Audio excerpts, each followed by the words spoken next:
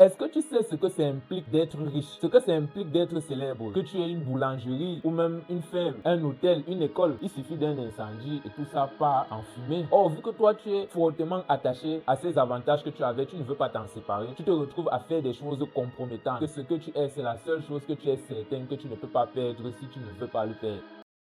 Dans cette vidéo, je te partage 4 attitudes qui poussent à se compromettre dans sa vie pour atteindre ses objectifs. Salut à toi et bienvenue sur Joson d'abord. Je suis Kepse Franky et ici nous Joson principalement de mindset et d'Afrique. Donc si tu aimes ce genre de thématiques, n'hésite pas à t'abonner. Ça fait plaisir, ça permet de soutenir et en plus ça ne coûte rien. Les 4 attitudes qui poussent à se compromettre pour atteindre ses objectifs. Première attitude, tu veux absolument obtenir quelque chose qui ne t'appartient pas. Par exemple, tu désires être riche financièrement, tu désires être célèbre, être un capitaine d'industrie. Mais est-ce que tu es né pour être célèbre? Est-ce que tu es né pour être riche juste parce que tu le vois chez les autres et que tu l'envies?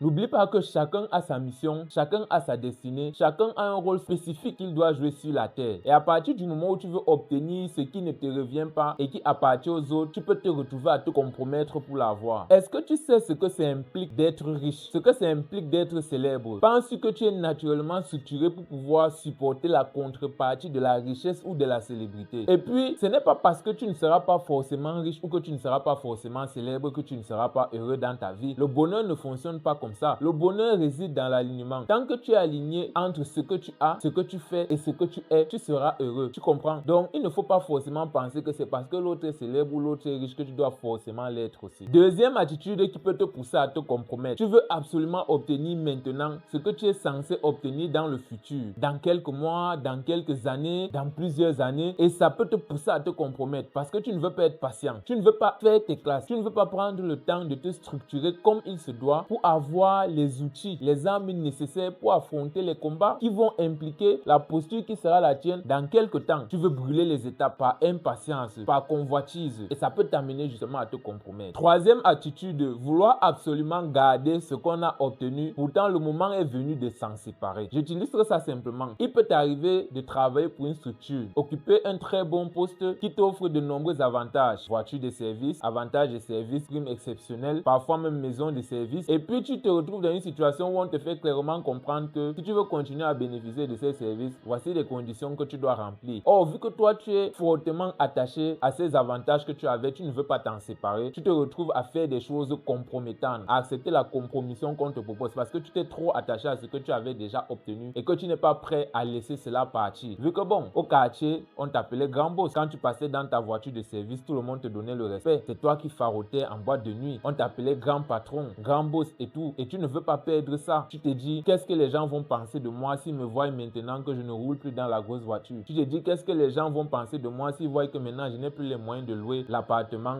meublé que je louais actuellement, super huppé. Et c'est ça qui te fait réfléchir. C'est ça qui te fait te compromettre. Quatrième et dernière attitude. Petite parenthèse, je te présente Caraminep, une marque de caramel que nous avons mis sur pied dans le but de valoriser le Made in Cameroun. Il s'agit d'une idée originale de cadeau pas cher à offrir à un proche. C'est intéressant comme apéritif des grandes cérémonies telles que des mariages, des anniversaires, des baptêmes. C'est seulement 1000 francs la boîte. Nous livrons partout dans la ville de Yaoundé avec possibilité d'expédier. N'hésite pas à passer ta commande. Quatrième et dernière attitude, c'est le fait de vouloir absolument obtenir quelque chose qu'on avait mais qu'on a perdu. Oui, si je reprends l'exemple que j'ai pris précédemment, tu peux te retrouver dans une situation où tu perds le travail malgré toi, tu perds le poste que tu avais malgré toi. Et puis la galère, la petite dépression, le remords de ton expérience passée te font absolument vouloir encore ce confort-là. Et puis d'autres personnes qui savent que tu es dans une position de détresse profitent de cet instant de faiblesse pour toi pour venir te proposer des choses indécentes en mettant sur la table que tu auras la possibilité d'avoir un train de vie au moins supérieur à celui que tu avais avant. Et si tu n'as pas une certaine structuration, une certaine maturité d'esprit, tu risques de te retrouver justement à te compromettre. En définitive, il faut comprendre que l'on doit être patient. On doit diminuer la convoitise dans nos cœurs et cultiver le détachement vis-à-vis du bien matériel. Ce que tu as aujourd'hui ne sera pas forcément là demain. Et n'oublie pas que ce que tu as aujourd'hui n'est que le résultat d'une grâce. Tu ne l'as pas eu parce que tu étais forcément très fort ou trop intelligent. intelligent. Non, le concours de circonstances t'a juste été favorable. Donc, au lieu de te focaliser sur les biens matériels, focalise-toi plutôt sur la qualité de personne que tu deviens, sur ta capacité à impacter ton environnement plutôt que sur ce que tu as. Parce que ce que tu possèdes aujourd'hui, la nature peut le faire disparaître en un instant. Supposons que tu aies même des biens, que tu aies une boulangerie ou même une ferme, un hôtel, une école. Il suffit d'un incendie et tout ça part en fumée. Donc ne nous attachons pas aux biens matériels, mais attachons-nous à la personne que nous devenons en tant qu'individu. Parce que ce que tu es, c'est la seule chose que tu es certain que tu ne peux pas perdre si tu ne veux pas le perdre. Voilà, c'est ce que je voulais partager avec toi dans cette vidéo. Merci de m'avoir suivi jusqu'ici. Je suis Kebs Franquet, nous sommes sur Dieu